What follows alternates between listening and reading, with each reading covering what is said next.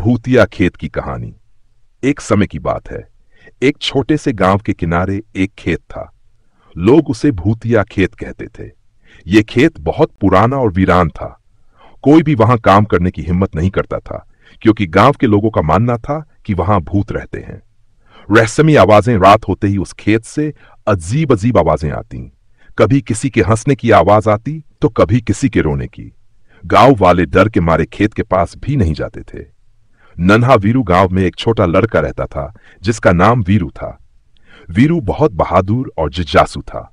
उसने ठान लिया कि वह इस भूतिया खेत का सच जानकर रहेगा।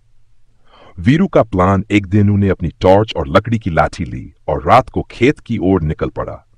वहां पहुंचकर उसने देखा कि चारों ओर घना अंधेरा था, लेकिन वीरू बिना डरे खेत के अंदर चला गया। सच का पर्दाफाश जब वीरू खेत में गया तो उसने देखा कि कुछ पुरानी झाड़ियों के पीछे कुछ अजीब हरकत हो रही थी। जब उसने पास जाकर देखा तो वहां भूत नहीं, बल्कि दो छोटे बंदर थे जो खेल रहे थे। बंदर झाड़ियों को हिला रहे थे, जिससे आवाजें आ रही थीं।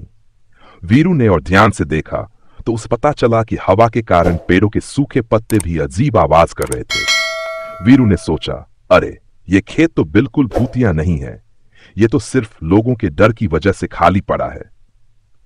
वीरू की समझदारी। अगले दिन वीरू ने गांव वालों को सारी बात बताई।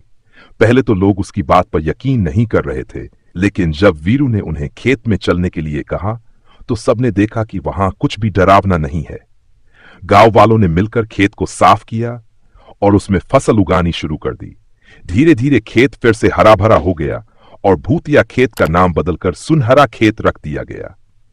सीख वीरू की हिम्मत और समझदारी ने सभी को यह सिखाया कि डर केवल हमारी सोच में होता है। जब हम सच का सामना करते हैं तो डर अपने आप खत्म हो जाता है।